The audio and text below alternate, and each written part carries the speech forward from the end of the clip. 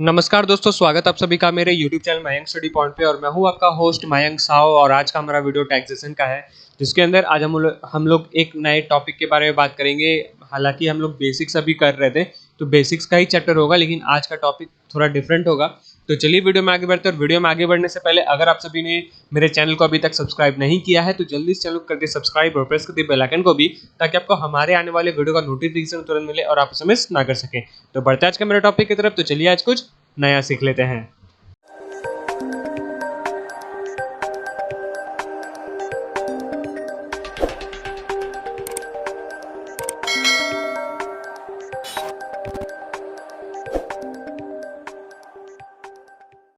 तो दोस्तों वीडियो में आगे बढ़ते हैं। अब देखते हैं कि आज के इस वीडियो में क्या क्या सीखने वाले। तो आज के इस वीडियो में हम लोग टाइप ऑफ टैक्स के बारे में जानेंगे कि टैक्स कितने टाइप के होते हैं, और उसके मेथड्स को समझेंगे कि उन टाइप्स के जो मेथड्स है उनको अप्लाई किस तरीके से किया जाता है। तो यहाँ पे टाइप ऑफ टैक्स जो होते हैं वो तीन तरह के होते हैं। एक होता है टैक्स प्लानिंग, एक होता है टैक्स अवॉइडेंस, और तीसरा होता है टैक्स एविएशन। काफ़ी लोग मेरे वीडियो होंगे जो मेरे वीडियो को देख रहे होंगे जिन्हें टैक्स के बारे में नहीं मालूम है, तभी आप मेरे वीडियो पे आए हो। और कुछ स्टूडेंट्स भी हैं। तो स्टूडेंट्स आप लोग पूरा वीडियो देखिएगा। और जो टैक्स के बारे में नहीं जानते, अगर आपको पूरा जानकारी चाहिए टैक्स के बारे में, तो आप मेरे प्रीवियस वीडियो को भी जरूर देखिएगा। वहाँ से आपका जो नॉलेज है वो थोड़ा सा क्लियर होना स्टार्ट हो जाएगा। तो टाइप ऑफ टैक्स तीन तरह के होते हैं: प्लानिंग, अवॉइडेंस और एविएशन। अब ये प्लानिंग क्या है? टैक्स पेयर क्या प्लान करता है? जो टैक्स नहीं देते उनको क्या प्लान करना है, और टैक्स पेयर जो टैक्स पे कर रहे हैं उनको क्या प्लान करना होता है, ये हम लोग आज के इस वीडियो में समझेंगे। तो एक नीचे छोटा सा कोट लिखा हुआ है जिसको हम लोग पढ़ते हैं। Tax payer is not expected to arrange his affairs in a such manner to pay maximum tax. Tax payer कभी ये एक्सपेक्ट नहीं कर सकता है और वो उतना अरेंज नहीं कर सकता है कि जितना उसे मैक्सिमम टैक्स पे करना है अपने इनकम में। कि हो सकता है उसका नेक्स्ट ईयर 10 लाख का इनकम हो सकता है उसका इनकम नेक्स्ट ईयर 1 लाख हो। तो कितना टैक्स उसे पे करना है ये कभी कोई एक्सपेक्ट नहीं कर सकता है, लेकिन वो टैक्स पेयर हमेशा ये चाहता है कि मैं इतना अरेंज कर लूँ और ये चीज़ें अरेंज कर लूँ जहाँ से मेरा टैक्स जो पेइंग हो रहा है, जो जितना मैं टैक्स पे कर रहा हूँ उसमें टैक्स रिड्यूस होना स्टार्ट हो जाए। कि मैं इनकम अच्छा खासा करूँ लेकिन उस पर टैक्स जो है उस पर रिडक्शन होना स्टार्ट हो जाए, कि उस पर मैं बहुत जितना ज़्यादा कम हो सके उतना ज़्यादा टैक्स कम दूँ। ये होता है टैक्स प्लानिंग। अब ये किस तरीके से टैक्स पेयर सोचता है और ये टैक्स पेयर किस तरीके से काम करता है, वो तीन मेथड्स पे काम करता है: प्लानिंग में, अवॉइडेंस में और एविएशन में। तो आज की इस वीडियो में हम लोग प्लानिंग के ऊपर बात करेंगे। टैक्स प्लानिंग कि एक टैक्स पेयर जो है वो किस तरीके से प्लान करता है कि मुझे अपना जो टैक्स है अपने इनकम में कितना मैं कम कर सकता हूँ, या फिर उसे कितना रिड्यूस किया जा सकता है। ठीक है, तो शुरू करते हैं टैक्स प्लानिंग से। दोस्तों, टैक्स से तो हम लोग को समझ में आ रहा है कि हम लोग कोई भी सर्विसेज कर रहे हैं, ले रहे हैं, यूज़ कर रहे हैं, या कंजम्पशन कर रहे हैं, कुछ भी, उसमें हम लोग जो टैक्स पे कर रहे हैं, जो टैक्स गवर्नमेंट को जा रहा है, ये होता है टैक्स। कि हम लोग उस इनकम में से कुछ हिस्सा गवर्नमेंट को दे दे रहे हैं। लेकिन प्लानिंग कि उस टैक्स का प्लानिंग क्या करना है और कैसे करना है, वो हम लोग आज के इस वीडियो में समझेंगे। तो tax planning involves planning in order to avail all exemptions, deduction and rebates provided in act. अब टैक्स प्लानिंग का जो एक्ट है, टैक्स इनकम टैक्स का जो एक्ट है, इनकम टैक्स एक्ट जो है, उसके अंदर टैक्स प्लानिंग के जितने भी एग्जम्पशंस है, डिडक्शंस है, रिबेट्स है, उनको अच्छी तरीके से बताया गया है। एक अलग अलग अंडर सेक्शन देकर उसके अंदर सारी चीज़ों के बारे में बताया गया कि अगर आपका कुछ एग्जम्पशन होता है तो उसमें आपको कितना टैक्स मिलेगा या टैक्स कम होगा, कुछ डिडक्शन हो रहा है तो उसमें कितना मिलेगा, रिबेट हो रहा है तो कितना मिलेगा, वो कौन से सेक्शन पे रिबेट होगा। ये सभी चीज़ ये टैक्स प्लानिंग के अंदर बताया जाता है। अगर आप टैक्स पे करना चाहते हो तो आपको ये सारे सेक्शंस को अच्छे से समझना होगा, पढ़ना होगा। उसके बाद अगर आप टैक्स पे करते हो गवर्नमेंट को तो आपको उतना कोई प्रॉब्लम नहीं होने वाला, क्योंकि आपका इनकम बढ़ तो रहा होगा लेकिन आपका टैक्स जो है वो कम हो रहा होगा। The income tax law itself provides for various methods for tax planning. Income tax law जो है वो हर एक वेरियस मेथड्स को प्रोवाइड किया है अपने टैक्स प्लानिंग के अंदर। टैक्स प्लानिंग एक्ट जो है उसके अंदर इनकम टैक्स लॉ हर एक चीज़ को मद्देनज़र रखते हुए बताया गया, हर एक मेथड्स को बताया गया कि आप उसे किस तरीके से रिड्यूस करोगे, टैक्स प्लानिंग में कैलकुलेट करोगे। Generally it is provided under assumption under section 10 जो एक्सेम्पशन है वो कौन से एक्ट के अंदर आता है, वो अंडर सेक्शन 10 के अंदर आता है, जहाँ पे आपको हर तरह के एग्जाम्पशंस के बारे में बताया गया है। डिडक्शन किसके अंदर आता है, अंडर सेक्शन 80C, और 80C से लेके 80U तक डिडक्शन का पोर्शन आता है।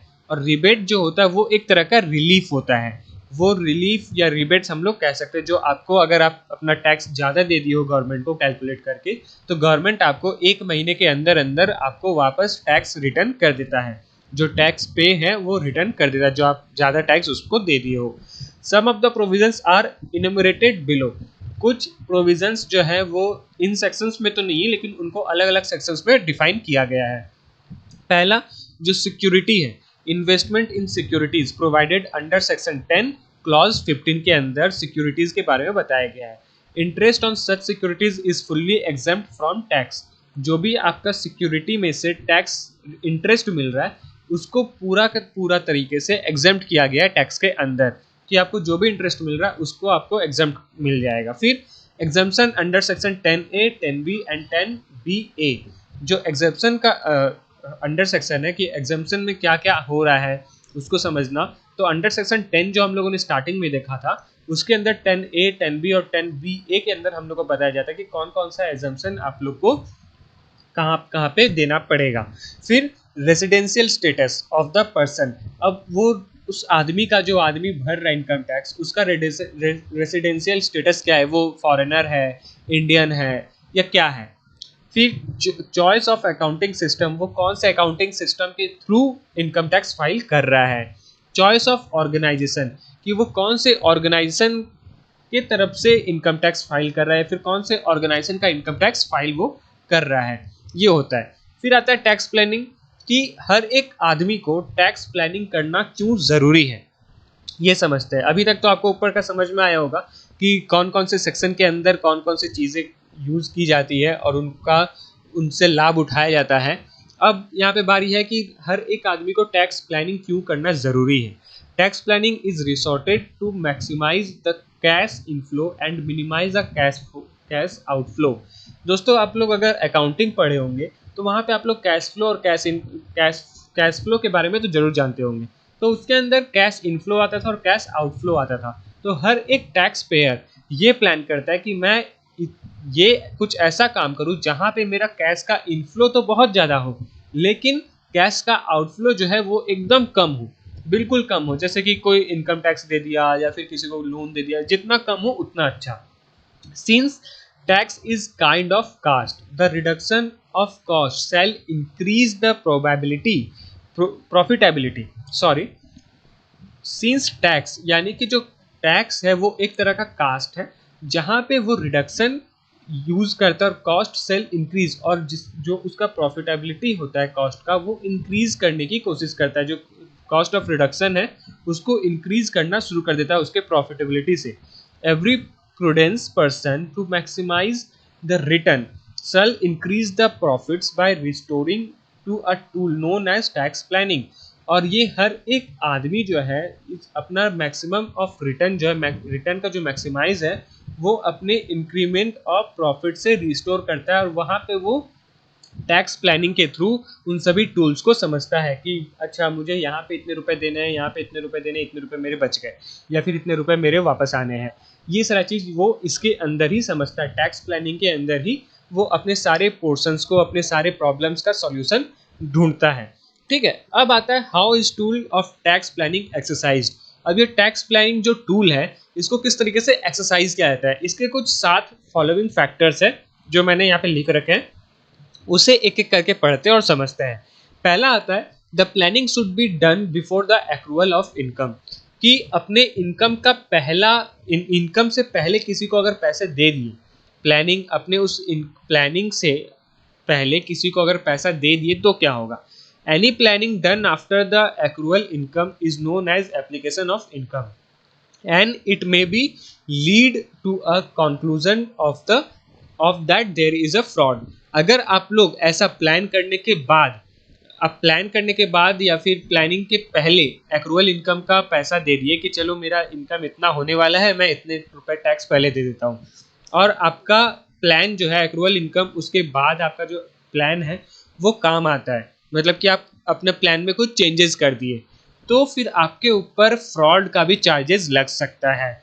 एप्लीकेशन ऑफ इनकम के तहत आपको फ्रॉड का चार्जेस लग जाएगा कि अगर आपने ये सोचा कि मेरा नेक्स्ट ईयर जो है वो 10 लाख का होने वाला, तो मैं 10 लाख का आपको टैक्स पे कर दिया, लेकिन आपको मालूम है कि वहाँ पिछले नेक्स्ट मंथ मुझे 10 लाख नहीं 10 करोड़ होने वाला है, तो आपके ऊपर जब ये चीज़ हो गया और आपने 10 लाख का टैक्स दिया और 10 करोड़ आपका हुआ है, तो आपके ऊपर फ्रॉड का भी चार्जेस लग सकता है।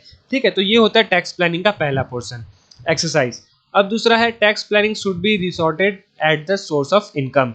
टैक्स प्लानिंग आपके सोर्स ऑफ इनकम से भी रिसोर्ट किया जाता है कि ठीक है, आप जो इंडिविजुअल हो, आपको हर साल कितने रुपए का इनकम होता है और कहाँ से होता है, वो सोर्स ऑफ इनकम आपका क्या है वो देखा जाता है। फिर आता है the choice of an organization that is taxable entity business may be done through a proprietorship concern और फर्म और थ्रू अ कंपनी। अब यहाँ पे ऑर्गेनाइजेशन, चॉइस ऑफ ऑर्गेनाइजेशन इसलिए बोला जा रहा है कि अगर आप टैक्स प्लान कर रहे हो तो आपको ये देखना होगा कि आप टैक्स किस थ्रू कर रहे हो, किसके थ्रू कर रहे हो। आप टैक्सेबल एंटिटी से कर रहे हो, बिजनेस से कर रहे हो, प्रोप्राइटरशिप में हो, या किसी फर्म के थ्रू कर रहे हो, या फिर कोई दूसरा कंपनी के थ्रू आप मिलकर टैक्स पे कर रहे हो, या फिर उस कंपनी का कर रहे हो। ठीक है, the choice of location of business undertaking a division also play a very important role. Choice of location की आप उस बिजनेस का लोकेशन जो है वो कौन से लोकेशन में आप अपने बिजनेस को चला रहे हो, उसको किस तरीके से अंडरटेक कर रहे हो, उसका डिवीजन और उसका डिवीजन ऑफ प्ले क्या हो रहा है, ये सबसे इंपॉर्टेंट रोल यही प्ले करता है कि वो बिजनेस कौन से लोकेशन में है, कितने रुपए का आपने इन्वेस्टमेंट किया है, वहाँ से इनकम कितना हो रहा है, सोर्स ऑफ इनकम क्या है, और वो किस तरीके से आप अंडरटेक कर रहे हो, ये सब चीज़ देखते हैं टैक्स प्लानिंग के अंदर। फिर आता है residential status of a person, कि उस आदमी का रेसिडेंशियल स्टेटस क्या है। Therefore a person should arrange his stay in India such as that he is treated as NR in India. अब ऐसा भी हो सकता है कि वो आदमी जो है एक इंडियन आदमी के थ्रू अरेंज करके वो टैक्स पे कर रहा है, लेकिन वो ट्रीट होता है एक एनआरआई के थ्रू, मतलब एक फॉरेनर के थ्रू वो इंडिया में ट्रीट होता है। तो वो कैसे होगा, वो कैसे प्लान करेगा। चॉइस ऑफ बाई और लीज एसेट। अब टैक्स प्लानिंग में ये आता है कि आप हर साल किस तरह के एसेट्स को खरीदोगे, किस तरह के एसेट्स बनाओगे या लीज पे लोगे, आपका चॉइस है। Where the asset are bought depreciation is allowed and when asset is leased rental is allowed as deduction. अब ये जो चीज़ है वो जाते हैं डिडक्शन के अंदर। अगर डिडक्शन हो रहा है तो वहाँ पे आपको वो सामान, वो एसेट को लीज में लेना होगा और उसका आपको रेंट देना पड़ेगा, हर महीने रेंट दिया जाता है। और अगर आप कुछ एसेट खरीद ले रहे हो, पूरी खरीद ले रहे हो, तो आपको उसका डिप्रिसिएशन देना होगा, और वो डिप्रिसिएशन अलाउड है रिडक्शन के अंदर, कि आपका वो इनकम टैक्स पर डिडक्ट हो जाता है। फिर capital structure decision also plays a major role. आपका कैपिटल स्ट्रक्चर क्या है, या फिर कैपिटल स्ट्रक्चर डिसीजन क्या है और वो किस तरीके का रोल प्ले करता है, ये भी सबसे इंपॉर्टेंट होता है। मिक्सचर ऑफ डेब्ट and equity fund should be balanced to maximize the return on capital, minimize the tax liability. Interest on debt is allowed as a deduction, whereas dividend on equity fund is not allowed as deduction.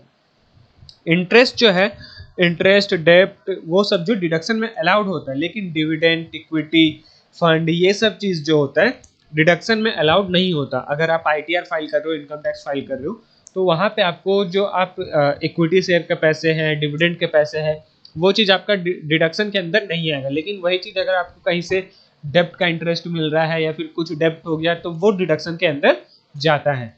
ठीक है, तो ये सारे tax planning हो गए।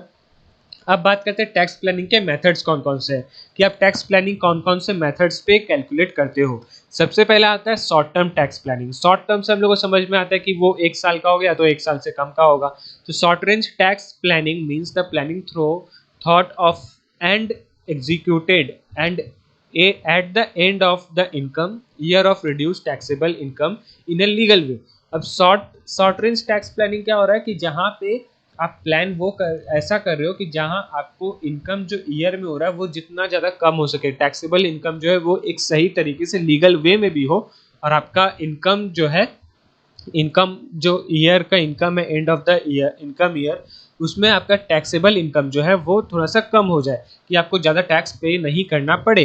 फिर आता है long term tax planning. Long term क्या हो जाता है? Long term tax planning means a plan carried out at the beginning or the income year to be followed around the year। यहाँ पे क्या बताया जा रहा है कि टैक्स जो लॉन्ग टर्म प्लानिंग है वो ये प्लान करता है कि स्टार्टिंग से लेके एंड ऑफ द ईयर, मतलब कि वो ईयर का बिगिनिंग से इनकम और एंड ऑफ द ईयर मतलब पूरे साल उसने क्या क्या किया और उससे कितना सारा इनकम किया, किस तरीके का इनकम किया, उन सभी को कैलकुलेट करके this type of planning does not help immediately as in the case of store short range planning but is likely to help in long run. इस तरह के प्लानिंग, इस तरह के टैक्स प्लानिंग जो होता है वो लॉन्ग रन में काम आता है, शॉर्ट रन में काम नहीं आता है। और जो इस तरीके का करता है वो देखता है कि हर साल उसके कितने पैसे आए, कितने पैसे गए, हर दिन कितने पैसे आए, हर दिन कितने पैसे गए, हर दिन वो कितना इनकम कर रहा है, वो कितना लॉस कर रहा है, हर एक चीज़ वो देखता है। फिर आता है permissive tax planning. Permissive tax planning क्या हो जाता है? It means making plans which are permissible under different provisions of the law such as planning of earning income covered by section 10, especially by section 10 clause 1, planning of taking advantage of different incentives and deduction, planning for availing different tax concessions etc। प्रीमिसिव में क्या होता है? इस planning के अंदर आपको ये देखा जाता है टैक्स अंडर सेक्शन 10 के अंदर और अंडर सेक्शन 10 क्लॉज 1 के अंदर कि आप जो प्लान किए हो, जो इनकम कर रहे हो, वो कहाँ से आप किस तरीके से उसे कवर भी कर रहे हो, आप किस तरीके से कवर कर रहे हो, उसका एडवांटेज क्या मिल रहा है आपको, उसके इंसेंटिव्स, उसके डिडक्शन किस तरीके से प्लान हो रहे हैं, वो कौन कौन से डिफरेंट टैक्स पे जा रहे हैं, ये सब चीज़ आपको प्रीमिसिव टैक्स प्लानिंग के अंदर देखने को मिलता है। अब वीडियो का आखिरी point, purposive tax planning. Purposive tax planning क्या होता है? It means making plans with specific purpose to ensure the availability of maximum benefits to the assessee through correct selection of investment, making suitable program for replacement of assets, varying the residential status and diversifying business activities and income etc। अब यहाँ पे ये बताया जा रहा है कि जो भी आप टैक्स का प्लान किए हो वो एक स्पेसिफिक पर्पस पे हो रहा हो सकता है वो स्पेसिफिक पर्पस हो, उसका बेनिफिट जो वो एकदम मैक्सिमम हो, बहुत चांसेस है कि वो उसका बेनिफिट मैक्सिमम होगा, उसका करेक्ट सिलेक्शन है यानी आप जो इन्वेस्टमेंट जहाँ पे कर रहे हो उसका वो इन्वेस्टमेंट सही है या नहीं, उसका करेक्ट सिलेक्शन करना होगा, वो प्रोग्राम आपके लिए सुटेबल है या नहीं, उसके रिप्लेसमेंट में कौन से एसेट्स है, ये सभी चीज़ों को ध्यान में रखते हुए प्लान करते हुए आपको पर्पसिव टैक्स प्लानिंग का इस्तेमाल करना पड़ता है, प्लान किया जाता है। और वहाँ से डाइवर्सिफाई बिजनेस का भी यूज़ किया था, जहाँ से आपका हर एक तरह का एक्टिविटी, हर एक तरह का इनकम पे नज़र रहता है। ये 4 मेथड्स होते हैं टैक्स प्लानिंग के अंदर। तो दोस्तों आज के लिए बस इतना ही। उम्मीद करता हूँ कि आप सभी को मेरा वीडियो पसंद आया होगा। तो जाते थे वीडियो को लाइक करें और अगर आप चैनल पे न्यू है तो चैनल को प्लीज़ सब्सक्राइब करें, प्रेस करें बेल आइकन को भी, ताकि आपको हमारे आने वाले वीडियो का नोटिफिकेशन तुरंत मिले और आप उसे मिस ना कर सकें। तो मिलते हैं हमारे अगले वीडियो पे, तब तक के लिए जुड़े रहे मैं स्टडी पॉइंट के साथ। वीडियो को पूरा देखने का आपका बहुत बहुत धन्यवाद।